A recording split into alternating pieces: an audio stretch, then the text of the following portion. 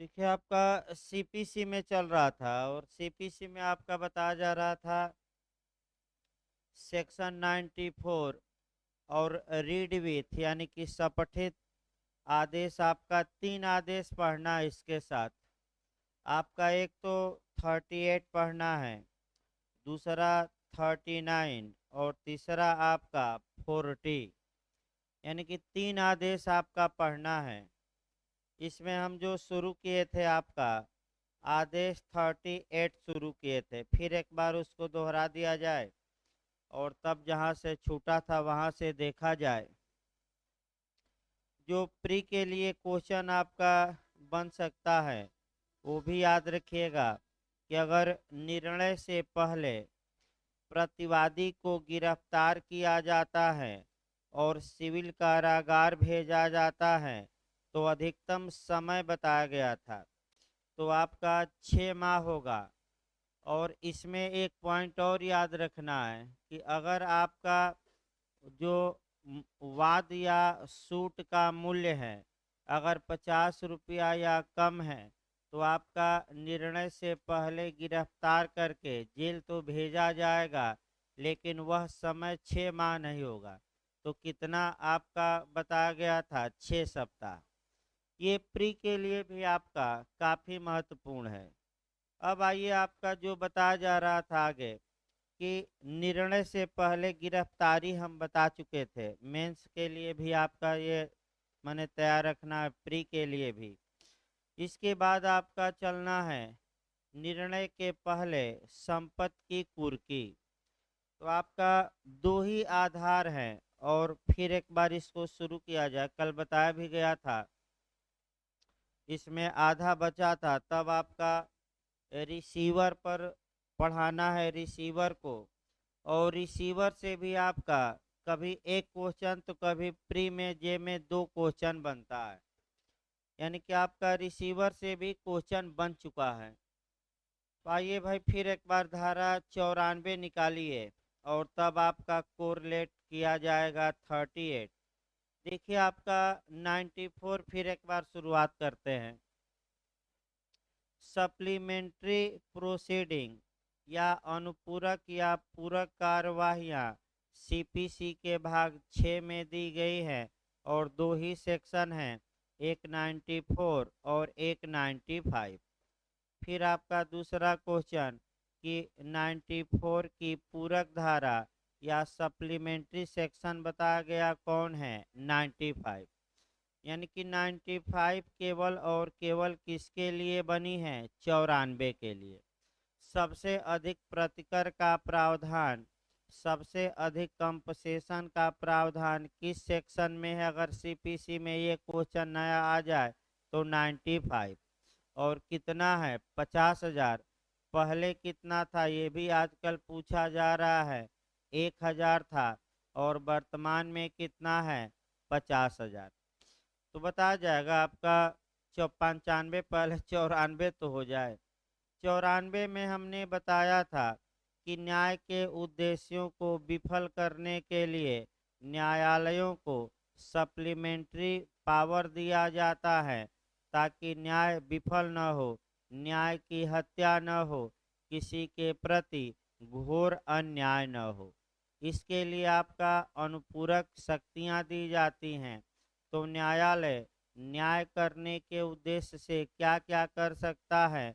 तो पहला हमने बताया कि निर्णय के पहले ही प्रतिवादी को गिरफ्तार करके जेल भेज सकता है और इसके लिए धारा 94 का क्लाज ए में प्रावधान है और प्रोसीजर जो दिया गया है वह आर्डर 38 का रूल 1 to 5 5 है ना, 4 यानी कि आपका आदेश 38 का नियम 1 से लेकर 4 तक ये बताया जा चुका है।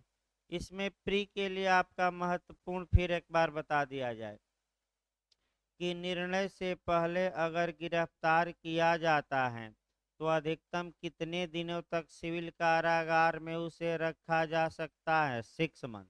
और 50 या 50 रुपया से कम वाद का वैल्यूएशन है, यानी कि वाद मूल्य है, तो आपका 6 सप्ताह। प्री के लिए ये याद रखना है। अब आइए, निर्णय के पहले प्रतिवादी की संपत्ति को अटैच कराया जाए, कुर्क कराया जाए। आपका 94 का क्लाज बी देखना है।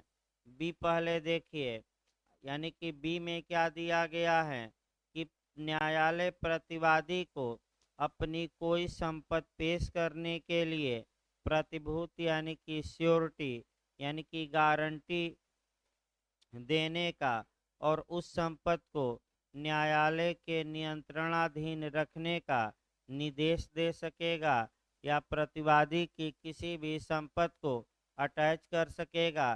तो ये सब हो रहा है, ये निर्णय के कब हो रहा है? पहले। तो इसके लिए जो प्रोसीजर दिया गया है, यानी कि सपठित आपका कहा जाता है, या R/W भी लिखा जाता है। R/W का मतलब ये हुआ कि रीड विथ। आप ये भी लिख सकते हैं R/W, यानी कि सेक्शन 94 का क्लाज बी, इसके बाद शॉर्टकट में R/W, आदेश 38 का नियम 5 से लेकर 13 तक। यानी कि इसके लिए प्रोसीजर जो दिया गया है वह आर्डर 38 में दिया गया है, और आर्डर 38 का रूल 5 से लेकर कहाँ तक? 13 तक। यही आपका पढ़ाया जा रहा था। देखिए आपका फिर एक बार, आदेश 38 का नियम 5 निकाल लीजिए। हेडिंग ही है कि निर्णय से पहले आपका कुर्की। पहला खंड वैसे मैं बताया था, लेकिन आधा अधूरा ही रह गया था। तो देखिए पहला खंड फिर हम बता रहे हैं। दो ही कंडीशन है जहां की न्यायालय निर्णय से पहले प्रतिवादी की संपत्ति को अटैच करने का आदेश दे सकता है। तो दो कंडीशन कम से कम याद रखिएगा आपका। देखिए पहला है, जहां वाद के किसी भी प्रकरण में, ये आदेश 38 नियम 5 शुरू किया गया है। जहां वाद के किसी भी प्रकरण में न्यायालय का शपथ पत्र द्वारा या अन्य किसी प्रकार से यह समाधान यानी कि विश्वास हो जाता है कि प्रतिवादी ऐसी किसी डिक्री के जो उसके विरुद्ध पारित की जाए, माने अभी पारित नहीं की गई है, बल्कि भविष्य में उसके विरुद्ध पारित करने की क्या है? संभावना, उसके निष्पादन को बाधित या निलंबित करने के आशय से, यानी कि प्रतिवादी के खिलाफ जो भविष्य में डिक्री पारित की जाएगी उसको प्रतिवादी बाधित करने यानी कि निष्पादन ही न हो, या निलंबित करने यानी कि निष्पादन में क्या हो? डिले हो। इस इरादे से प्रतिवादी क्या क्या करता है? तो दो में से कोई एक कार्य करता है। तो दो कार्य याद रखना है। पहला क्या क्या? प्रतिवादी अपनी पूरी संपत्ति या उसके किसी भाग को बयानित करने ही वाला है। यानी कि जो प्रतिवादी के पास प्रॉपर्टी है, या तो पूरी प्रॉपर्टी या उसके कुछ हिस्सों को डिस्पोज ऑफ करने वाला है, बयानित करने वाला है। बयान शब्द एक व्यापक अर्थ रखता है, जिसमें नष्ट करना, अंतरित करना, यानी कि विक्रय भी आ जाएगा, दान भी आ जाएगा, पट्टा भी आ जाएगा इत्यादि। नष्ट करना भी आ जाएगा। अभी किया नहीं, यानी कि वादी ने वाद दायर किया और कहा कि हजूर प्रतिवादी के खिलाफ भविष्य में जो आप डिक्री पारित करेंगे उस वह डिक्री में बाधा हो या डिक्री के प्रवर्तन में देर हो, इसके लिए प्रतिवादी अभी से तैयारी कर रहा है, और अब जल्दी ही प्रतिवादी अपनी संपत्ति को क्या कर देगा? या तो नष्ट कर देगा या किसी को ट्रांसफर कर देगा। अतः आप ऐसी संपत्ति को कुर्क करिए, नहीं तो हम जीत भी जाएंगे तो कुछ मिलेगा नहीं। क्यों नहीं मिलेगा? क्योंकि प्रतिवादी के पास कुछ बचेगा नहीं। तो क्या हम झुनझुना बजाएंगे? ये कोर्ट में नहीं कहना है कि झुनझुना बजाएंगे, ये बताया जा रहा है समझाने के लिए कि क्या घंटा बजाएंगे? हम झुनझुना बजाएंगे। जीत कर ही क्या करेंगे जब हमें कुछ मिलेगा नहीं? अतः पहले ही क्या करिए? कुर्क। अगला देखिए, दूसरा यह है कि अपनी पूरी संपत्ति या उसके किसी भाग को न्यायालय के लोकल जुरिडिक्शन या स्थानीय अधिकारता से हटाने वाला है। इसका मतलब ये हुआ कि भाई प्रतिवादी आपका या तो अपनी पूरी संपत्ति को या उसके किसी भाग को आपकी अधिकारता से कहाँ ले जाने वाला है, बात यानी कि पूरी तैयारी कर लिया है। 2-4 दिन में ट्रक लाएगा और सब सामान वामान लाद कर क्या करेगा, चंपत हो जाएगा। अतः आप चंपत होने से रोकिए और उसकी संपत्ति पहले ही क्या करिए, कुर्क, क्योंकि भाग जाएगा दूसरे इलाके में, फरार हो जाएगा तो फिर दिक्कत होगी, तामझाम ज़्यादा होगा। कहाँ गया कहाँ नहीं पहले तो खोजिए, उसके बाद डिक्री का ट्रांसफ़र करिए, तमाम तामझाम होंगे। भाई क्या करना पड़ेगा उस इलाके में, बताया गया था कि डिक्री का क्या होगा, अंतरण।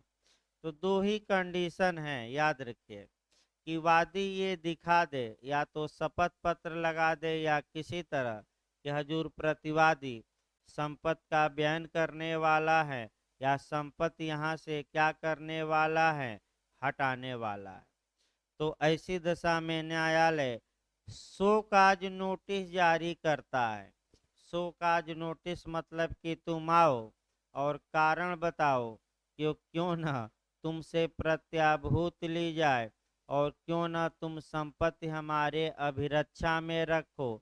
और अगर अभिरक्षा में संपत्ति प्रतिवादी नहीं रखता या शो काज नोटिस का जवाब नहीं देता या गारंटी नहीं देता तो प्रतिवादी की संपत्ति को कुर्क करने का अब क्या दिया जाएगा, आदेश। तो अगला शब्द देखिए भाई, दो कंडीशन याद रखिएगा। अगला शब्द देखिए, वहाँ न्यायालय प्रतिवादी को निर्देश दे सकेगा कि उस समय के भीतर जो न्यायालय द्वारा नियत किया जाए, या तो वह उक्त संपत्ति को या उसके मूल्य को या उसके ऐसे भाग को जो डिक्री को तुष्ट करने के लिए पर्याप्त हो, अपेक्षा की जाने पर पेश करने के लिए और न्यायालय के बयानाधीन रखने के लिए ऐसी राशि जो आदेश में विनिर्दिष्ट की जाए प्रतिभूति दे, यानी कि गारंटी दे, या उपसंजात हो यानी कि उपस्थित हो और यह कारण बताए कि उसे प्रतिभूति क्यों न देनी चाहिए। इसका मतलब ये हुआ कि अब शो काज नोटिस जारी होगा कि तुम इतनी संपत्ति का इतना रकम क्या करो, कोर्ट में जमा करो। कितनी रकम जमा करो, जितनी की तुम्हारे खिलाफ अगर भविष्य में डिक्री पारित की जाती है तो उतना वसूल लिया जाए। ये भी हो सकता है, या तुम अपनी संपत्ति को कहाँ रखो, न्यायालय के निर्देश के अधीन रखो और आओ कारण बताओ कि क्यों न तुमसे प्रतिभूत ली जाए, भाग गए तो क्या होगा संपत्ति लेकर, माने क्यों न गारंटी ली जाए। खंड 2 देखिए, जिस संपत्ति की कुर्की की अपेक्षा की गई है और उसको और उसके प्राकृत मूल्य को जब तक न्यायालय अन्यथा निर्दिष्ट न करे वादी विनिर्दिष्ट करेगा। ये क्वेश्चन भी आ सकता है कि प्रतिवादी के पास जो संपत्ति है वह कौन कौन प्रॉपर्टी प्रतिवादी के पास है और उसकी वैल्यू कितनी है। सामान्यतः इसका आकलन कौन करेगा, प्रतिवादी करेगा कि वादी करेगा कि दोनों करेंगे। ये क्वेश्चन हो सकता है प्री में आ जाए। तो कौन करेगा, प्लेंटिफ यानी कि वादी करेगा कि हजूर प्रतिवादी ये प्रॉपर्टी इसके पास है और जिसकी वैल्यू इतना इतना है। लेकिन आक्षेप प्रतिवादी कर सकता है, तो अंतिम फैसला किसका होगा, कोर्ट का। भाई कोर्ट ही तो डिसाइड करेगी कि किस संपत्ति का मूल्य कितना है। अगला देखिए खंड 3, न्यायालय आदेश में यह भी निर्देश दे सकेगा कि इस प्रकार विनिर्दिष्ट की गई पूरी संपत्ति या उसके किसी भाग की सशर्त कुर्की की जाए। सशर्त मतलब कंडीशन के साथ, यानी कि सशर्त कुर्की भी हो सकती है। जैसे एक शर्त लगाया जाए, शर्त आपका ये लगा सकते हैं कि तुम्हारी संपत्ति कुर्क हो रही है माने कुर्क करने का आदेश दिया जा रहा है, लेकिन तुम्हारी संपत्ति को रिलीज किया जा सकता है, छोड़ा जा सकता है, या तुम 2 लाख रुपया गारंटी के तौर पर न्यायालय में क्या कर दो, जमा। तो क्या कंडीशनल या सशर्त कुर्की हो सकती है कि नहीं हो सकती है? अब जैसे ही सशर्त आया, कंडीशनल आया, तो 4-5 क्वेश्चन और कोरिलेट करके याद रखना है। पहला आपका सशर्त जमानत पूछी जाती है मेंस में भी। तो क्या कंडीशनल बेल दी जा सकती है कि नहीं? तो अमूमन या लगभग सदैव सशर्त जमानत ही दी जाती हैं, और जमानत देते समय कुछ शर्तें लगाई जाती हैं कि साक्ष्य से छेड़छाड़ न करना, जब जब न्यायालय बुलाए हाजिर होना कि न होना, हाजिर होना, गवाहों को न धमकाना, ये न करना, वो न करना, तमाम बातें आपका कंडीशन लगाई जाती है।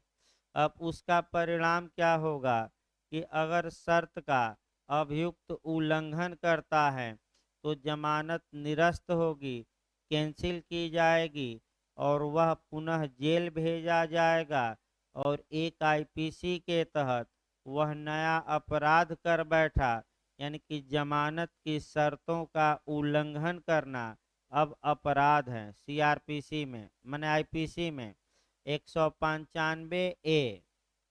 यही है कि 229 है भाई? आपका 229 है भाई, 195 दूसरा चीज है आपका। 3 धाराएं जोड़ी गई थी, 174 ए, 195 ए और 229 ए।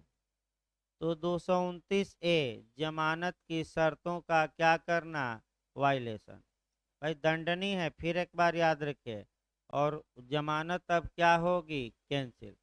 तो सीआरपीसी में अलग से क्वेश्चन बनता है कि सशर्त जमानत क्या है, अगर जब कौन कौन सी शर्तें जमानत में देते समय लगाई जा सकती हैं, और शर्तों का उल्लंघन करने का परिणाम क्या होगा, ये अलग से सीआरपीसी में क्वेश्चन बनता है।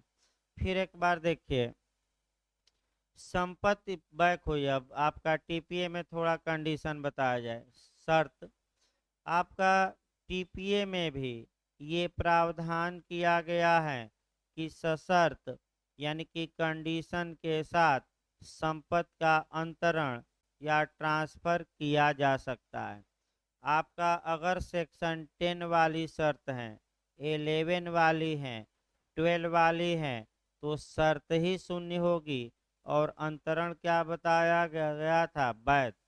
लेकिन अगर टीपीए की धारा 25 वाली शर्त है तो शर्त भी शून्य होगी और अंतरण भी क्या होगा, शून्य। तो क्या हाँ, शर्त 2 प्रकार की होती है, एक कंडीशन प्रेसिडेंट और दूसरा कंडीशन सब्सिक्वेंट, यानी कि एक पूर्ववर्ती शर्त और दूसरा कौन सी, पश्चातवर्ती। तो आपका ये बताया गया, मैंने इसका मतलब ये हुआ कि न्यायालय कुर्की का आदेश दे सकता है, या तो बिना शर्त के दे सकता है या शर्त सहित दे सकता है। आइए, आपका चौथा खंड स्पष्ट करता है कि नियम 1 के उल्लंघन में अगर कुर्की का आदेश दिया जाता है तो वह आदेश शून्य होगा, कुर्की भी शून्य होगी, उसका कोई मतलब नहीं रहेगा। इसका मतलब ये हुआ कि जब भी न्यायालय कुर्की का आदेश दे, उपर्युक्त नियमों का पालन कठोरता से करे कि न करे, करे। अब आइए आपका आदेश 38 का नियम 6 देखा जाए।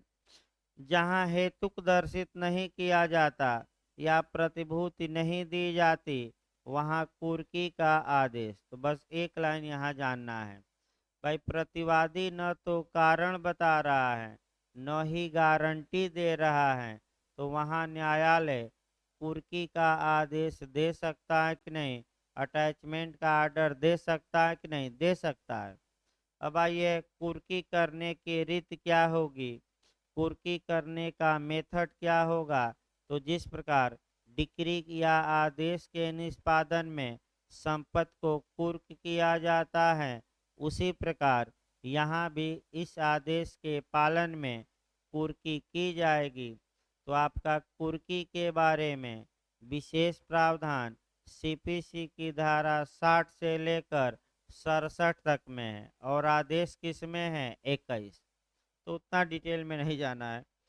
प्रतिभूत दे दिए जाने पर या वाद खारिज किए जाने पर कुर्की का हटा लिया जाना। अगर प्रतिवादी की संपत्ति कुर्क हो गई, प्रतिवादी गारंटी दे देता है, कुछ रकम जमा कर देता है, तो न्यायालय बताइए अब कुर्की बनाए रखेगा कि कुर्की हटा लेगा। माने कुर्की का आदेश रद्द हो जाएगा और संपत्ति क्या की जाएगी वापस। एक और पॉइंट है कि अगर वादी का वाद ही खारिज हो जाए, डिसमिस हो जाए, तो कोई मतलब नहीं कुर्की का और कुर्की क्या की जाएगी हटा ली जाएगी। ये भी कम पढ़ना है। इसके बाद आपका इधर कह सकते हैं कि छोड़ सकते हैं आपका आदेश 38 नियम 13 देखना है लास्ट में। लघुवाद न्यायालय अचल संपत्ति को कुर्क नहीं करेगा।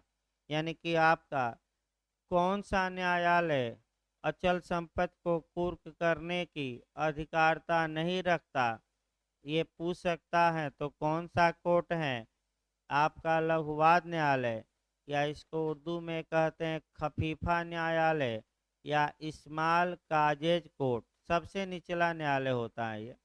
आगे आपका बताया जाएगा। अब आइए बैक हो जाइए धारा 94, फिर आपका भाई सेक्शन 94 फिर बैक हो जाइए और सेक्शन 94 का क्लाज सी अगले टर्न पर बताया जाएगा, क्योंकि इंजक्शन उसमें दिया गया है। तो क्लाज डी हम शुरू करते हैं। यानी कि धारा 94 का जो क्लाज सी है, चूंकि व्यादेश आपका कई जगह से जोड़ना है, यानी कि सीपीसी से भी एसआरए से भी, और दोनों में थोड़ा इसी समय डिटेल में बता दिया जाएगा। यानी कि जो इंजेक्शन होता है आपका डिटेल में हम बता देंगे। आपका अस्थाई व्यादेश, अस्थाई व्यादेश बिहार मेंस में भी पूछा जाता है, एसआरए में भी और आपका मेंस में भी आता है, प्री में भी और सीपीसी में भी। तो अभी इसको छोड़ दीजिए, अभी जो आप पढ़िए। अब आपका बैठिए, जो मुख्य रूप से आपको पढ़ना है वह देखिए। अब आगे बढ़ा जाए, आपका रिसीवर के बारे में देखा जाए। रिसीवर का मतलब प्रापक होता है हिंदी में। रिसीवर का जो शाब्दिक अर्थ हुआ, रिसीवर माने रिसीव करने वाला। रिसीव करने वाला मतलब प्राप्त करने वाला।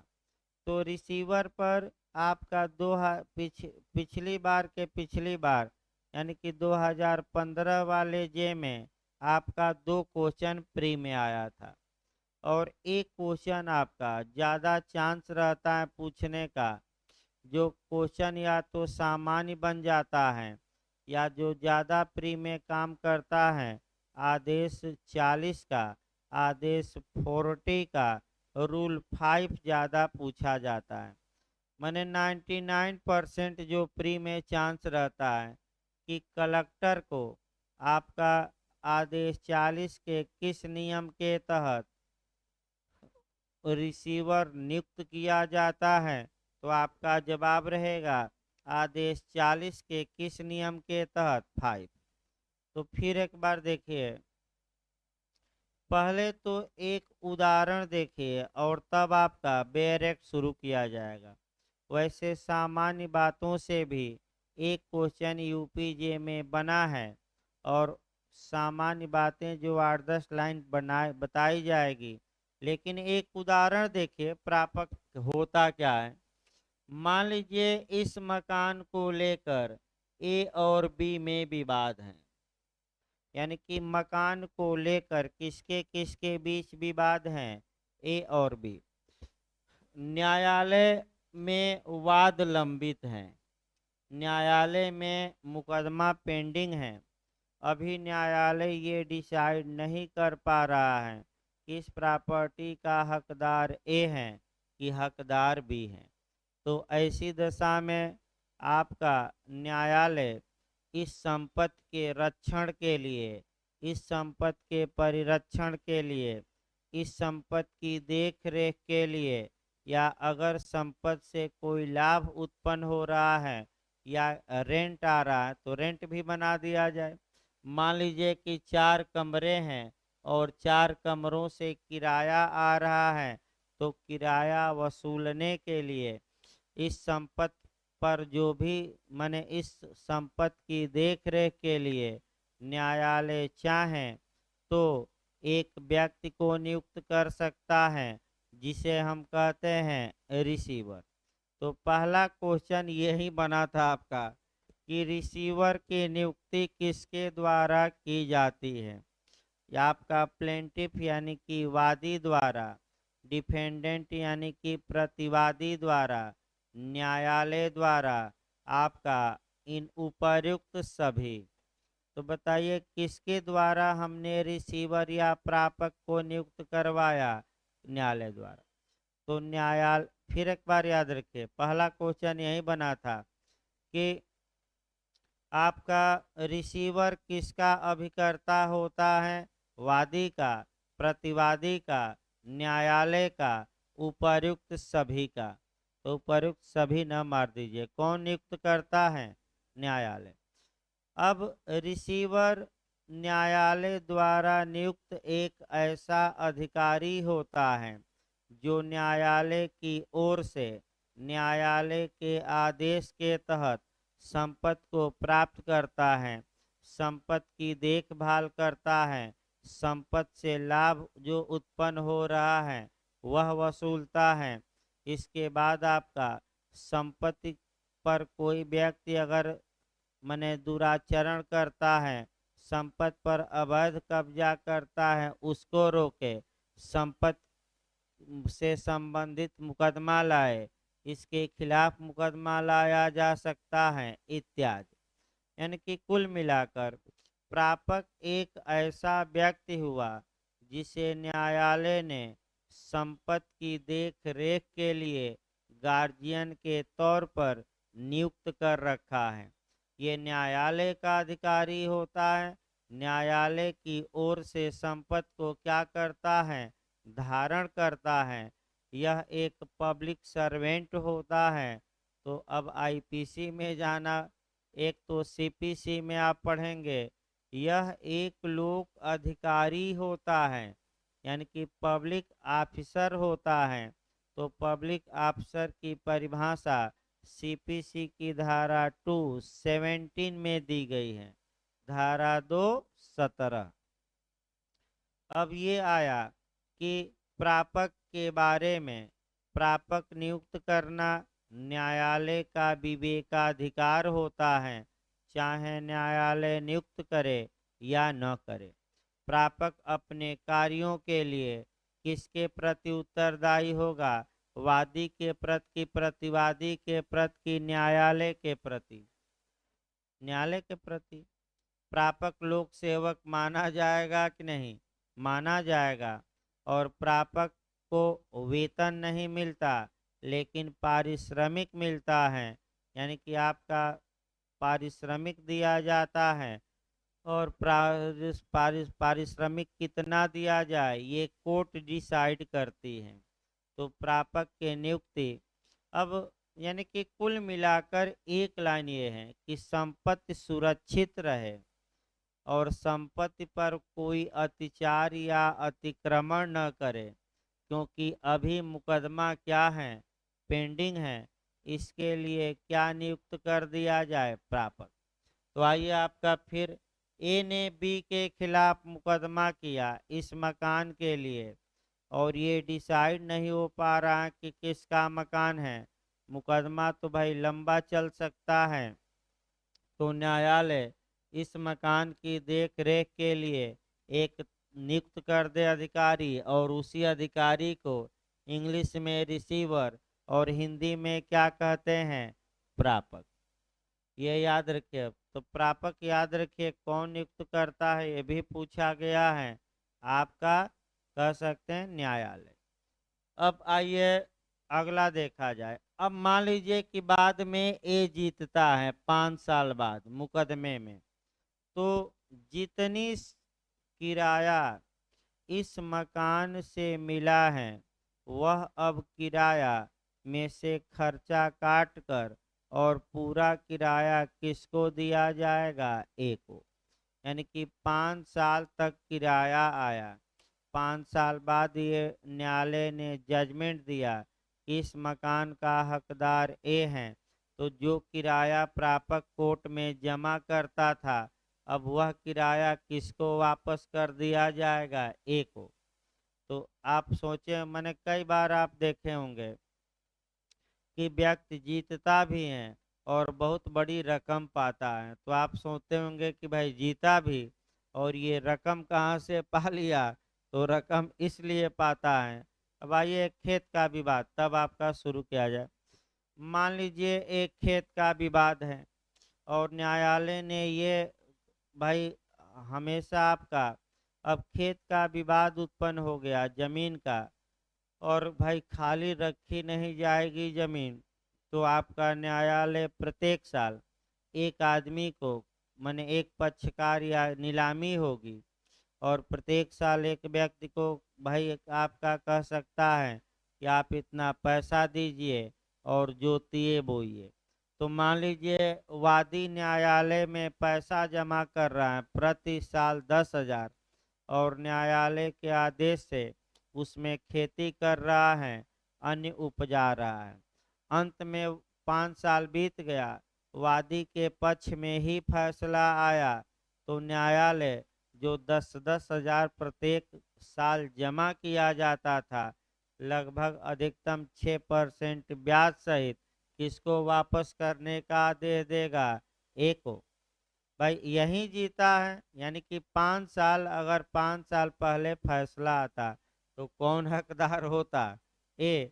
तो अब फैसला आया है, तो इसीलिए कभी काल ये होता है कि व्यक्ति संपत्ति संबंधी मामलों में जीतता भी है और एक मुश्त क्या पा जाता है? रकम। तो इसीलिए पाता है कि वो रकम हमेशा या किराया या मकान का प्रापक द्वारा कोर्ट में क्या किया गया है? जमा, और एक मुश्त उसको क्या किया जाता है? दे दिया जाता है। अब आइए प्रापक के नियुक्ति के बारे में प्रावधान धारा 94 के क्लाज डी में है। डी ही है ना भाई, एक बार। जबकि इसके लिए प्रोसीजर या प्रक्रिया का उल्लेख सीपीसी के आर्डर 40 में किया गया है। अब आइए आर्डर 40 में भाई प्रयास ये करिए कि 5 नियम हैं और पांचों नियमों से क्वेश्चन बना है, लेकिन जो 99% चांस रहता है क्वेश्चन बनने का वह कलेक्टर वाला रहता है, लेकिन पांचों नियम प्रयास करिए याद करने का, छोटा ही है। अब आइए एक एक करके देखा जाए। आदेश 40 में प्रापक की नियुक्ति के लिए प्रोसीजर दिया गया है। देखिए अब सही रहेगा भाई। पहला तो होता है, आता है कि रिसीवर की नियुक्ति या प्रापक की नियुक्ति आदेश 40 के किस रूल में दिया गया है? आदेश 40 के किस रूल में? तो दे देगा 1 में, 2 में, 3 में, 4 में। तो भाई प्रापक की नियुक्ति कहाँ दी गई है? तो आदेश 40 के किस नियम में? 1 में।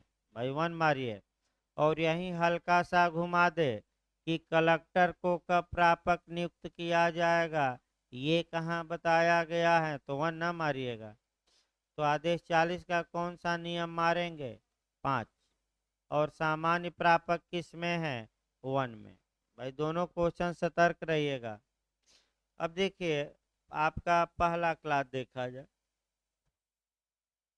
जहां न्यायालय को यह न्याय संगत और सुविधापूर्ण प्रतीत होता है वहां न्यायालय आदेश द्वारा, यानी कि न्यायालय को ये लगता है कि यह जस्टिफाई होगा, न्यायपूर्ण होगा और सुविधा भी होगी किसकी नियुक्ति करने में, प्रापक की, तो वहाँ न्यायालय आदेश द्वारा प्रापक की नियुक्ति कर सकता है। तो अब आया कि प्रापक की नियुक्ति कर सकता है, तो प्रापक की नियुक्ति कब की जाएगी, क्या किया जाएगा, तो एक एक शब्दों को देखिए। किसी संपत्ति का रिसीवर चाहे डिक्री के पहले या पश्चात नियुक्त कर सकेगा। यानी कि पहला आपका मामला ये आया कि न्यायालय प्रापक किसी संपत्ति का नियुक्त कर सकेगा डिक्री देने के पहले कि डिक्री के बाद की दोनों दशाओं में, दोनों। यानी कि इसका मतलब ये हुआ कि निर्णय से पहले प्रापक नियुक्त हो सकता है कि निर्णय आया और निर्णय के बाद क्या बनी, डिक्री। तो क्या डिक्री के बाद, डिक्री पारित करने के बाद न्यायालय रिसीवर की नियुक्ति कर सकता है कि नहीं, कर सकता है। तो पहला क्वेश्चन ये भी अंदर से जाकर पूछ सकता है कि रिसीवर की नियुक्ति हो सकती है डिक्री के पूर्व, डिक्री के पश्चात, दोनों, इनमें से कोई नहीं। तो क्या मार कर आएंगे, दोनों। यहाँ नए लोग गलत कर सकते हैं। गलत इसलिए कर सकते हैं कि बस ये समझते होंगे कि भाई डिक्री के पहले ही रिसीवर, तो ये नहीं, दिमाग में से हटा दीजिए, डिक्री के पहले भी और डिक्री के क्या, बाद में भी। अब डिक्री के बाद कैसे होगा भाई, दोनों कंडीशन आपका देखना है। देखिए एक उदाहरण देखिए आपका, मान लीजिए ए और बी में कोई विवाद चला, तो निर्णय से डिक्री के पहले प्रापक की नियुक्ति हम बता चुके हैं कि अभी वाद पेंडिंग है, वाद लंबित है, तो संपत्ति सुरक्षित रखी जाए, इसके लिए न्यायालय क्या नियुक्त कर रखा है, प्रापक। अब डिक्री के बाद ही एक उदाहरण देखना है, डिक्री के पहले तो मैं बता ही चुका हूँ संपत्ति वाला। मान लीजिए ए और बी में मुकदमा चला, अब ए जीता है 1,00,000 रुपया और आपका बी से 1,00,000 रुपया वसूलना है।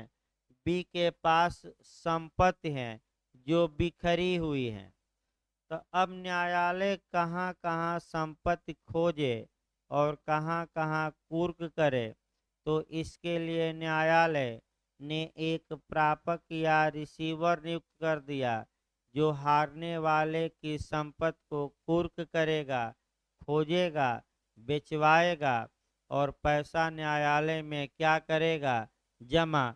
और न्यायालय किसको वह पैसा दिलवाएगा, ए को। ये डिक्री के पहले हमने प्रापक नियुक्त करवाया कि बाद में, बाद में। ये हो सकता है कि बी की संपत्ति इधर उधर है, न्यायालय कहाँ कहाँ खोजे, तो सबसे तरीका अच्छा है कि एक नियुक्त कर दिया जाए, कौन, अधिकारी, और क्या उसका नाम होगा, प्रापक। इसी प्रकार आपका मैं बता दूं, कंपनी लॉ जब पढ़ेंगे तो वहाँ सेम आपका मने कार्य होता है और उसको हम कहते हैं लिक्विडेटर या परिसमापक। यानी कि न्यायालय द्वारा कंपनी के वाइंडिंग अप के लिए, यानी कि कंपनी को मारने, मारने तो नहीं कहा जा सकता, कंपनी के समापन के लिए आपका न्यायालय रिसीवर या रिसीवर को ही वहाँ दूसरी भाषा में हम क्या कहेंगे, लिक्विडेटर नियुक्त करता है कंपनी लॉ में।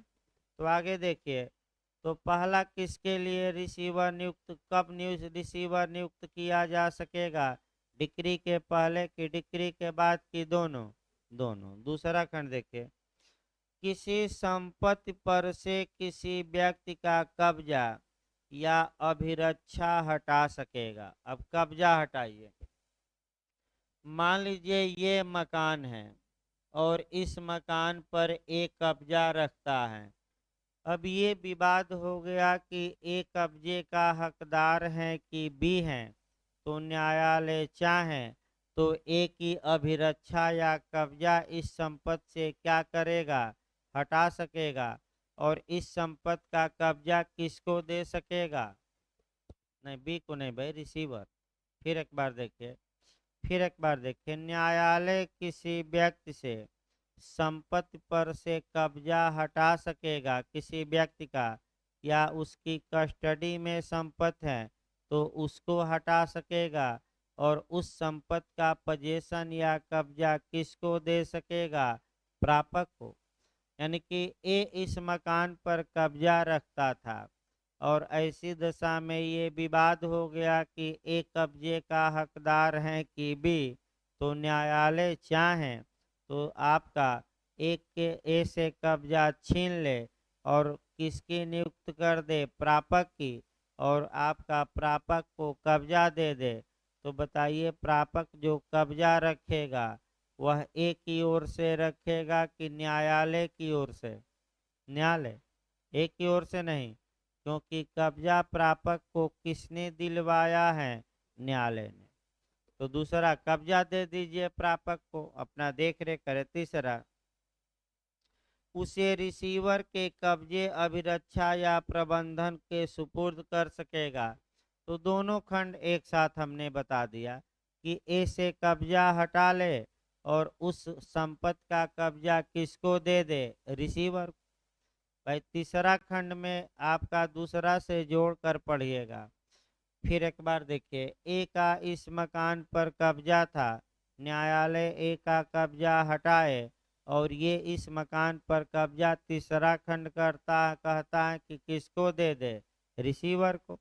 रिसीवर उसका देख रेख करेगा, संरक्षण करेगा, इत्यादि करेगा। चौथा खंड देखिए, वादों के लाने और वादों में प्रतिरक्षा करने के बारे में। अब आइए, अब क्या क्या अधिकार रिसीवर को दे सकता है न्यायालय नियुक्त करके।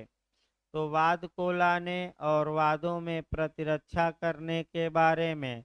तो फिर आइए, क्या प्रापक अपने नाम से सूट फाइल कर सकता है कि नहीं, वाद ला सकता है कि नहीं, मुकदमा दायर कर सकता है कि नहीं, कर सकता है। यानी कि मान लीजिए सी प्रापक नियुक्त हुआ तो क्या सी वाद दायर करने का अधिकार रखता है कि नहीं, रखता है। अब क्या सी के खिलाफ वाद दायर किया जा सकता है कि नहीं, किया जा सकता है। यानी कि चूंकि संपत्ति का प्रबंधन या देखरेख या अभिरक्षा अब प्रापक के पास चली गई है, अतः प्रापक किसी व्यक्ति के खिलाफ सूट फाइल कर भी सकता है और कोई व्यक्ति प्रापक के खिलाफ भी न्यायालय में सूट फाइल कर सकता है।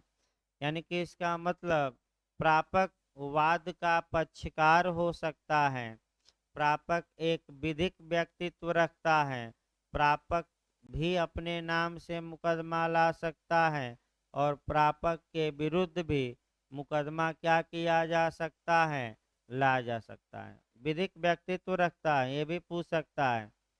अगला देखिए, और संपत्ति के आपन। अब संपत्ति का आपन, क्या प्रापक संपत्ति को प्राप्त करने के लिए नियुक्त किया जा सकता है कि नहीं। आपन मने प्राप्त करना। तो ये संपत्ति है, न्यायालय ने सी को इस संपत्ति को प्राप्त करने के लिए क्या नियुक्त किया, प्रापक। तो संपत्ति के प्राप्ति के लिए रिसीवर नियुक्त किया जा सकता है कि नहीं, पूछ ले, किया जा सकता है। अगला देखिए, प्रबंध, यानी कि उस प्रॉपर्टी का मैनेजमेंट करिए, प्रबंध करिए।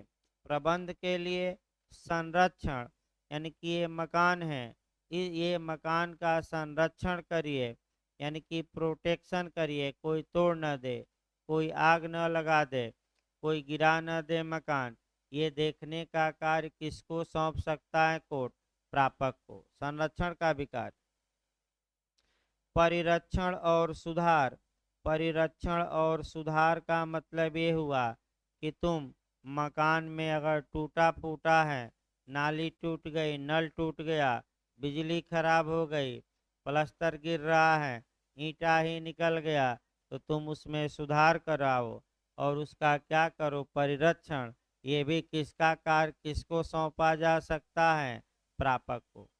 न्यायालय ये भी कार्य सौंप सकता है। अगला देखिए, अगला है उसके भाटकों और लाभों के संग्रह, यानी कि संग्रह, यानी कि जो भाटक या किराया है या बेनिफिट या लाभ उत्पन्न हो रहा है, तो न्यायालय प्रापक को नियुक्त करके प्रापक को आदेशित कर सकता, निर्देश दे सकता है कि इस मकान से जो भी किराया आए तुम वसूलो, या जो भी लाभ हो इस मकान से तुम क्या करो, वसूलो।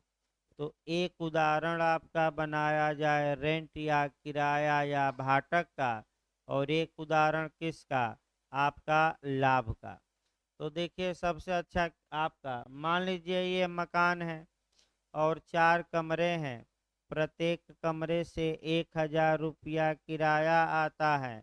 तो क्या इस किराए को वसूलने के लिए प्रापक को निर्देशित किया जा सकता है कि नहीं, किया जा सकता है। तो प्रापक किराया वसूलेगा तो अपने घर रखेगा, मिसयूज करेगा कि कोर्ट में जमा करेगा, और नहीं जमा करता तब आगे बताया जाएगा। अभी और नियम है, ये नहीं कि समाप्त हो गया, अगले नियम में बताया जाएगा कि नहीं करता तो क्या होगा। तो थोड़ा सतर्क रहिए। लेकिन एक लाइन हम बता दें, चूंकि न्यायालय ने रिसीवर पर बिलीव किया है, विश्वास किया है, और जहां विश्वासघात किया जाए, तो अगर विश्वासघात किया जाता है तो वह कौन सा अपराध होता है। यानी कि एक उदाहरण देखिए, फिर एक बार बैक होकर थोड़ा, तब इसको उपज मने किराया तो बता ही दिया गया, फिर एक बार थोड़ा बैक होकर उदाहरण देखिए आपका क्या नियम है। मान लीजिए कि रिसीवर गया और रेंट या किराया मकान से वसूला, अधिकार है उसे, क्योंकि स्पष्ट हम नहीं बता रहे कौन कह रहा है, बेर या अन्य लाभ। तो लाभ अभी बाद में उदाहरण देखिएगा। किराया वसूल कर उसे कोर्ट में जमा करना चाहिए था, लेकिन खुद ही खर्चा कर दिया, यानी कि जाकर पकौड़ा खा लिया, जिलेबी खा लिया, या चाय पी लिया, या बाइक ही खरीद लिया, कुछ भी किया, मिसयूज किया। तो ऐसी दशा में अब आपका ये समस्या आई कि एक तो प्रापक ने ऑफेंस किया, तो कौन सा अपराध किया, क्योंकि न्यायालय ने प्रापक पर बिलीव या विश्वास किया और प्रापक ने विश्वासघात किया। तो जहां विश्वासघात होगा वहां ब्रीच ऑफ ट्रस्ट होगा, यानी कि आपराधिक न्यास भंग, क्रिमिनल ब्रीच ऑफ ट्रस्ट। तो देखिए मान लीजिए कि आपका एक और उदाहरण दूसरा देखिए। मान लीजिए कि गर्मी बहुत पड़ रही है और कोई, मान लीजिए लड़का है जो सुकुवार है, सुकुवार समझ रहे हैं कि नहीं, बड़ी नाजुक है। नाजुक है मतलब कि प्रयागराज की गर्मी बर्दाश्त नहीं कर सकता, तो अपने मित्र के यहाँ सिलेंडर और चूल्हा रखा और निकल गया घर कि एसी की हम क्या लेंगे घर जाकर, हवा। और मित्र मित्र ना रहा, यानी कि मित्र सिलेंडर बेचकर क्या खा लिया, अब पकौड़ा खाइए, खिलाइए चाहे पकौड़ी, पकौड़ा खा लिया। यानी कि एक मित्र दूसरे पर क्या किया, बिलीव, और दूसरे ने क्या किया, विश्वासघात। इसको कहते हैं गबन, गबन कहते हैं। आप उपन्यास भी हैं गबन पर, मुंशी प्रेमचंद का पढ़ लीजिएगा। गबन या अमानत में खयानत, या आपका कहा जाता है विश्वासघात, और शुद्ध आपका लीगल भाषा में आपराधिक न्यास भंग, और आईपीसी की धारा में आपका कह सकते हैं 405, 405। तो जिस पर जितना विश्वास उतना दंड, आगे बताया जाएगा। तो आपका अब यहाँ से आपका आईपीसी में बहुत अच्छा एक एपीओ का क्वेश्चन बता रहा हूँ, तब बैक हो जाए। आपका नौकर पर ही पूछा जाता है कि एक मालिक अपने नौकर को प्लेट न्यस्त करता है, तो अगर केवल शब्द न्यस्त रहे, यानी कि मालिक ने सेवक पर विश्वास करके कब्जा दे दिया और सेवक प्लेट का मिसयूज किया, तो आपराधिक न्यास भंग किया।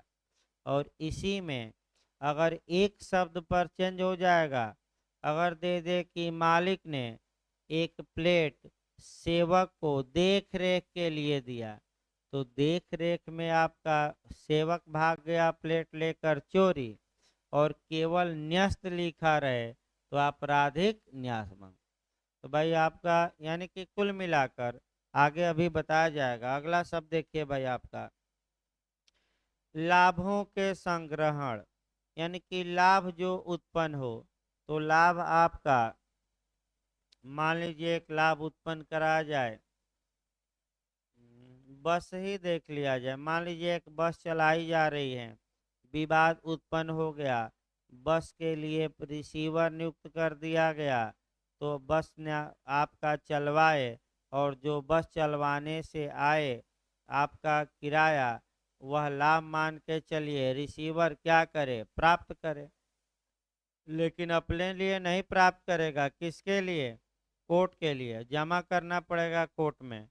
अगला देखिए आपका ऐसे भाटकों और लाभों के उपयोजन और व्ययन, यानी कि जो लाभ या किराया प्रापक पा रहा है, उसका यूज कहाँ किया जाएगा, उसको डिस्पोज ऑफ कैसे किया जाएगा, न्यायालय के निर्देश के अनुसार प्रापक उसका यूज करेगा और उसको व्ययनित करेगा। मैंने कहाँ खर्च किया जाए, ये न्यायालय के निर्देश के अनुसार इस कौन करेगा, प्रापक। तो प्रापक को ये कार्य दिया जा सकता है कि नहीं दिया जा सकता है। अगला देखिए दस्तावेजों के निष्पादन के लिए, यानी कि क्या डॉक्यूमेंट का निष्पादन आपका प्रापक कर सकता है कि नहीं, कर सकता है। यानी कि जितनी शक्तियां दस्तावेज के निष्पादन के लिए स्वामी को प्राप्त हैं, न्यायालय चाहे तो वह शक्तियां किसको दे सकता है, प्रापक को। जैसे किराएदार रखना है, तो किराएदारी के एग्रीमेंट पर साइन करे प्रापक, मालिक की हैसियत से कर सकता है कि नहीं, कर सकता है। आपका इसमें कोई शक नहीं। अगला देखिए या उन शक्तियों में से ऐसी शक्तियां जो न्यायालय ठीक समझे आपका दे सकता है रिसीवर को, यानी कि अन्य शक्तियां भी दे सकता है जो न्यायालय क्या समझे उचित। जो ये पावर दिया जा रहा है, आप लिखते समय अलग अलग भी कर सकते हैं, मैं अलग अलग ही बताया हूँ, उसको चार्ट भी आप बना सकते हैं। अब अगला ये आदेश 40 का नियम 1 में उप नियम 2, इस नियम की किसी भी बात से न्यायालय को यह प्राधिकार नहीं होगा कि वह किसी ऐसे व्यक्ति का संपत्ति पर से कब्जा या अभिरक्षा हटा दे जिसे हटाने का वर्तमान अधिकार वाद के किसी भी पक्षकार को नहीं है। इसका मतलब कि न्यायालय की शक्ति पर एक सीमा लग गई। अगर ए का कब्जा किसी संपत्ति पर है और आपका बी को उस कब्जे का हटाने का वर्तमान में कोई अधिकार नहीं है, तो न्यायालय भी क्या ए का कब्जा हटा सकता है कि नहीं, नहीं हटा सकता।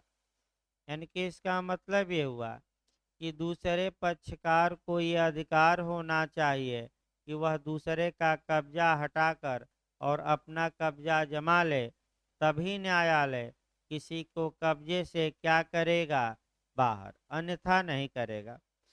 आइए आपका आदेश 40 का नियम 2 पारिश्रमिक, तो भाई आपका ये है कि प्रापक अपने कर्तव्यों के पालन के लिए क्या पाता है, वेतन पाता है कि पारिश्रमिक पाता है, तो वेतन नहीं मिलता, क्या मिलता है, पारिश्रमिक।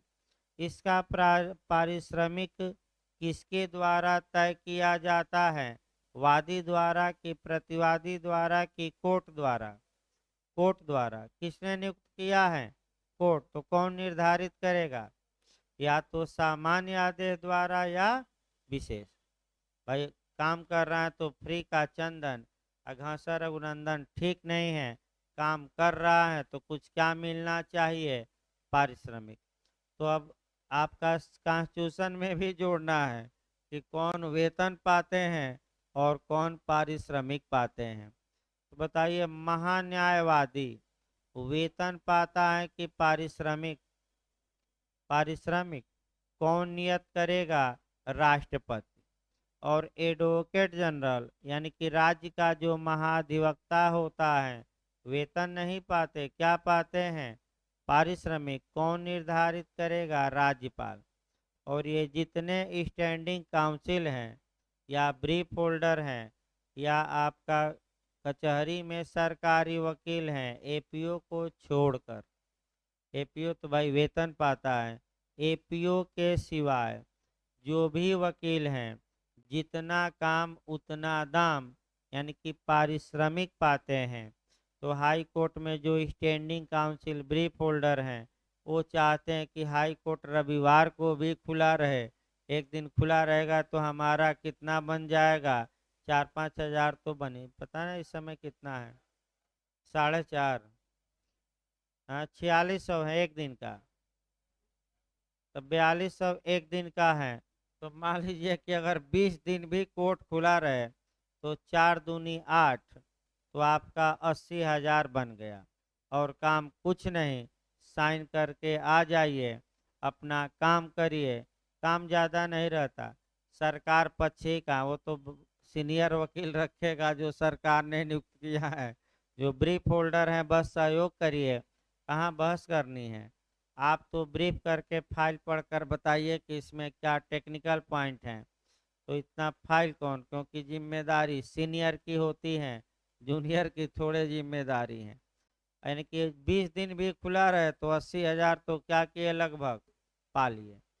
तो भाई पारिश्रमिक मिलता है। और कई वकीलों को तो 2.5-3 लाख तक, जो सीनियर आपका स्टैंडिंग काउंसिल है, एजीए इत्यादि, 2.5-3 लाख तक महीने में चला जा रहा है। उसके अलावा तो और जो मिलता है, फाइल बनाने का, फोटो स्टेट का, टाइपिंग का, वो अलग, एक फाइल पर 2 हज़ार अलग, और उसके बाद आपका। तो इसका मतलब ये हुआ कि कौन कौन पारिश्रमिक पाते हैं, वेतन नहीं। तो दो प्राधिकारी यहाँ कोरिलेट करिएगा, कौन कौन?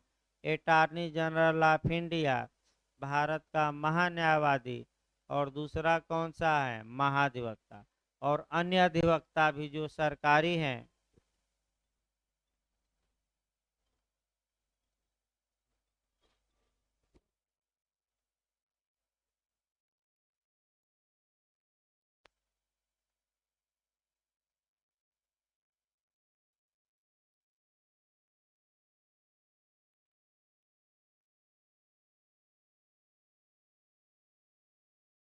देखिए आपका, अब देखिए आपका आदेश 40 का नियम 3 आ जाइए। कर्तव्य।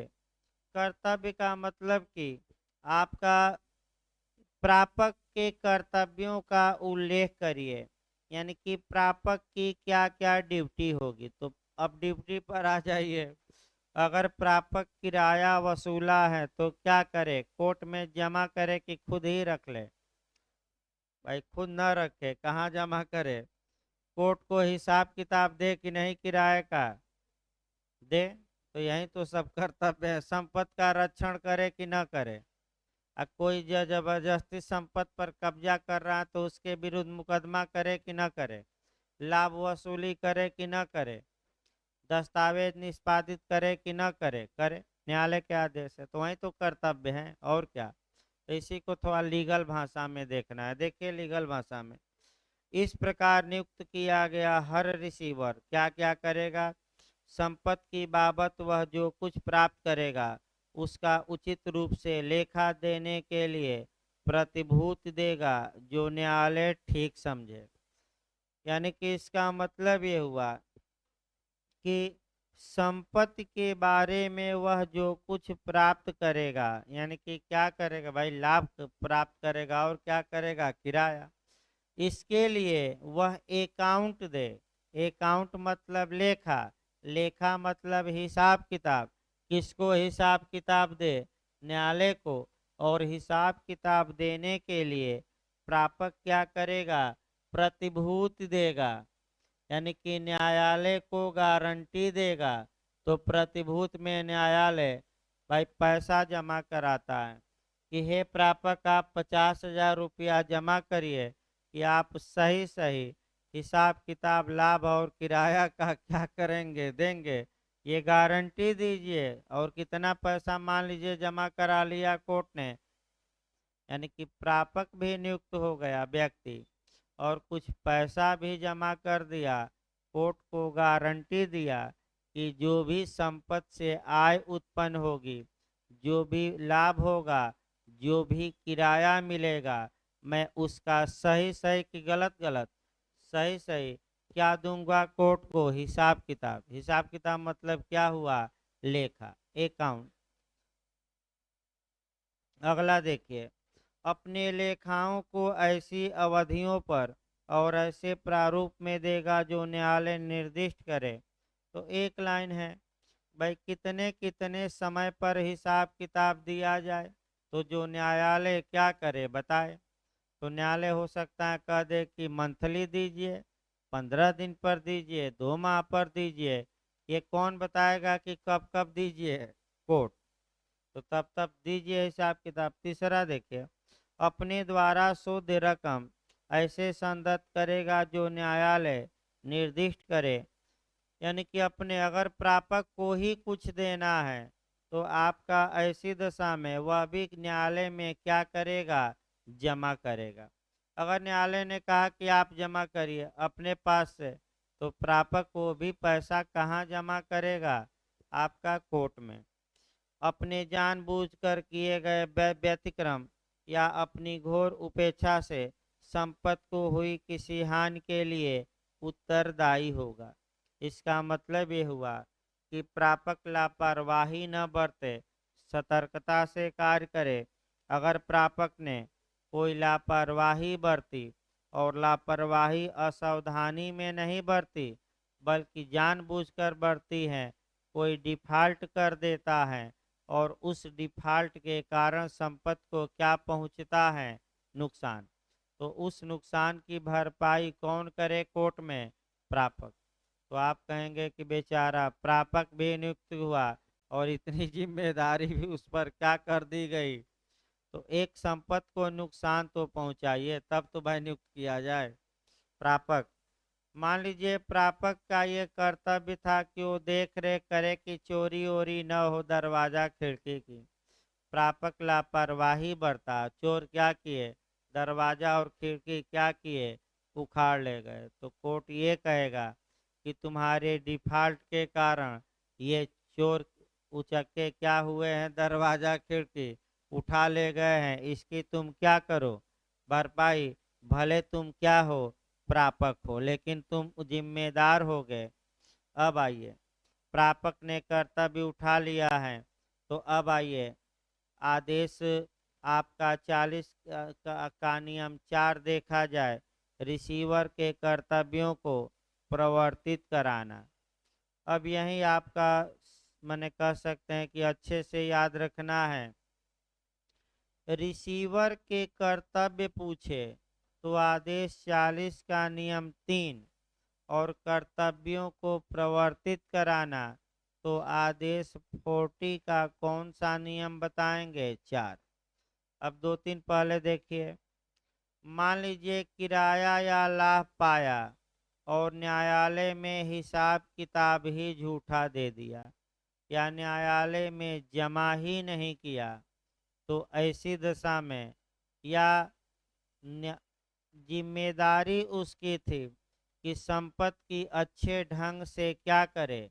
देख रेख और उपेक्षा बरता, जिससे संपत्ति को क्या पहुंच गया? नुकसान। तो प्रापक से ही अब क्या होगी? वसूली।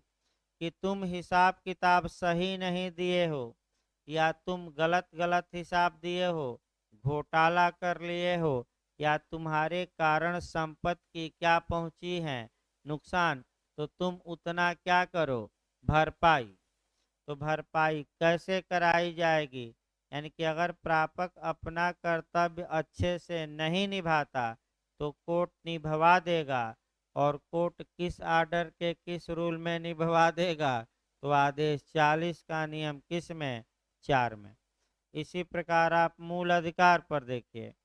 मूल अधिकार हमारा अधिकार है, तो राज्य का कर्तव्य है। अगर राज्य अपने कर्तव्यों को नहीं निभाता तो आर्टिकल 32 और 226 के तहत सुप्रीम कोर्ट, हाई कोर्ट जबरदस्ती राज्य को क्या करेगा, उसका कर्तव्य निभवा देगा और आदेशित करेगा कि आप अपना कर्तव्य क्या करिए, निभाइए। तो उसी प्रकार अब सही रहेगा। देखिए कॉन्सेप्ट बन गया तो आसान रहेगा।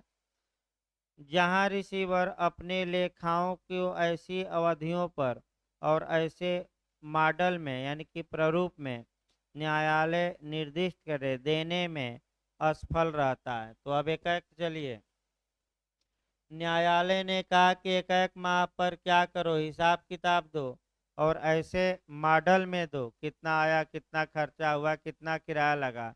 और प्रापक क्या किया, सफल रहा कि असफल रहा, असफल रहा, मैंने दिया ही नहीं हिसाब किताब। पहला नियम यह है कि हिसाब किताब दिया कि नहीं दिया, जितने समय पर देना चाहिए नहीं दिया।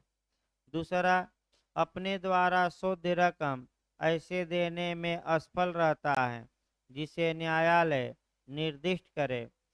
यानी कि प्रापक ने एक तो हिसाब किताब नहीं दिया, दूसरा अपने द्वारा शुद्ध रकम, इसका मतलब ये हुआ कि जो वह वसूली किया है और उसके पास जमा है और प्रापक वह पैसा देने के लिए कोर्ट को बाध्य था, तो बताइए वह पैसा दिया कि नहीं दिया, तो पैसा ही कोर्ट में जमा नहीं किया।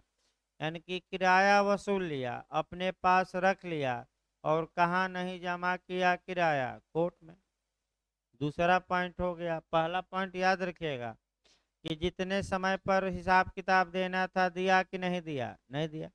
और भाटक या आपका लाभ वसूला तो कोर्ट में जमा करना चाहिए था, जमा किया कि नहीं किया, नहीं किया, मैंने असफल रहा। तीसरा देखिए, अपने जानबूझकर किए गए व्यतिक्रम या उसकी घोर उपेक्षा से संपत्ति को नुकसान पहुंचा है, यानी कि इसका मतलब कि लापरवाही बरता, ग्रीवियस नेग्लिजेंस बरता और इससे संपत्ति को क्या पहुंच गया, नुकसान। अभी नुकसान का एक उदाहरण बताया गया कि चोर क्या उठा ले गए, खिड़की और दरवाजा ही। तो ऐसी दशा में अब रिसीवर इसकी भरपाई करे।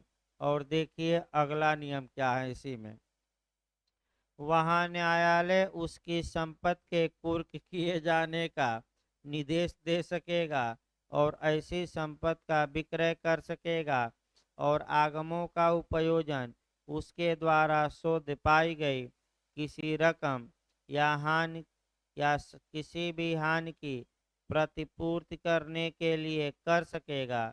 और कुछ बाकी शेष बच जाता है तो रिसीवर को क्या करेगा, लौटा देगा। अब देखिए, हिसाब किताब ही नहीं दिया या पैसा वसूल लिया लेकिन कोर्ट में जमा नहीं किया या उसकी उपेक्षा के कारण संपत्ति को क्या पहुंच गया, नुकसान, नुकसान पहुंच गया, तो ऐसी दशा में न्यायालय रिसीवर से वसूली करेगा।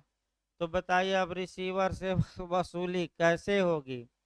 तो जो रिसीवर की संपत्ति खुद की होगी, किसकी संपत्ति, उस संपत्ति को न्यायालय कुर्क करेगा, कुर्क करके बेचवाएगा और बेचवा कर जो ये घोटाला किए हैं, क्या जो आपका नुकसान इनके कारण हो गया उपेक्षा के, वह धन क्या करेगा, न्यायालय वसूलेगा।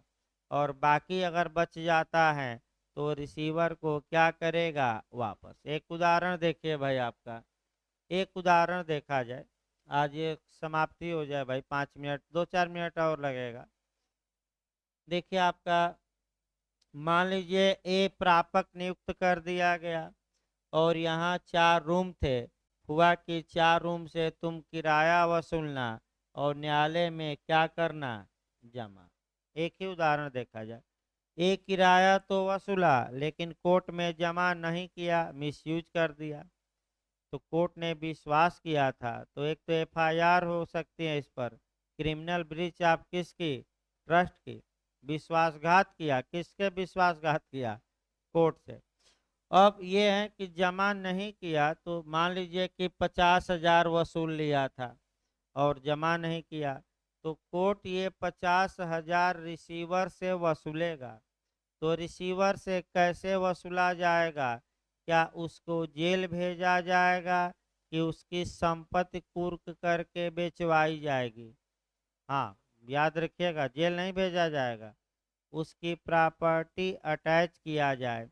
तो मान लीजिए रिसीवर का मकान था, तो मकान को क्या किया गया, कुर्क किया गया, कुर्क करके कोर्ट ने बेचवा दिया और पैसा आ गया 1,00,000 रुपया। तो बताइए न्यायालय को वसूलना कितना है और पैसा कितना आया, 1,00,000।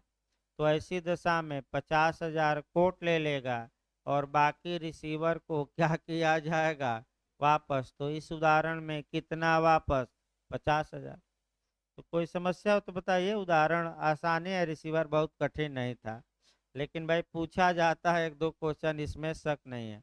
लास्ट पोजीशन आइए, कलेक्टर कब रिसीवर नियुक्त किया जा सकता है। तो कलेक्टर को रिसीवर नियुक्त किया जा सकता है कि नहीं, किया जा सकता है, खूब पूछा जाता है, अंडरलाइन कर लीजिएगा। आदेश 40 के किस नियम के तहत, 5 के तहत। अब कलेक्टर की सम्मत से कि सम्मत के बिना कि दोनों, ये भी पूछा गया है। तो कलेक्टर की रजामंदी से, कंसेंट से, यानी कि कलेक्टर की सम्मत से कलेक्टर को क्या नियुक्त किया जा सकता है, प्रॉपर्टी का रिसीवर, सहमत से।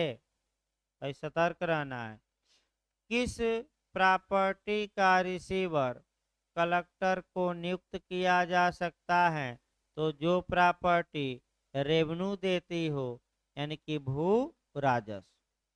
तीन बातें याद रखें, तब डायरेक्ट हम शुरू करें, एक ही दो लाइन है। कलेक्टर को प्रापक नियुक्त किया जा सकता है कि नहीं, किया जा सकता है। किस आर्डर के किस रूल में, तो आर्डर 40 के किस रूल में, 5। सम्मत से कि सम्मत के बिना कलेक्टर के सम्मत से। और आपका कलेक्टर किस संपत्ति के लिए नियुक्त किया जा सकता है, तो जो संपत्ति क्या दे रही हो, आपका रेवेन्यू यानी कि राजस्व। अब देखिए बेरक, जहां संपत्ति सरकार को राजस्व देने वाली भूमि है या ऐसी भूमि है जिसके राजस्व का समुन्देशन या मोचन कर दिया गया है। मोचन, समुन्देशन या मोचन का मतलब, समुन्देशन का मतलब कि दूसरे पर डाल दिया गया है कि ये देगा राजस्व। अब मोचन का मतलब ये हुआ कि राजस्व देने से सरकार ने छूट दे दी हो। मोचन का मतलब क्या हुआ कि सरकार ने मुक्त कर दिया हो, कि बाढ़ आ गई या कह सकते हैं कि सूखा पड़ गया, चलो इस साल का तुम राजस्व क्या करना, न देना। तो आपका कर दिया गया है और न्यायालय का यह विचार है कि संबंधित व्यक्तियों के हितों की रक्षा करने के लिए कलेक्टर के प्रबंध द्वारा ही रक्षा होगी इनके हितों की। वहाँ न्यायालय कलेक्टर की सम्मत से उसे ऐसी संपत्ति का रिसीवर नियुक्त कर सकेगा, तो कलेक्टर की रजामंदी से कि रजामंदी के बिना।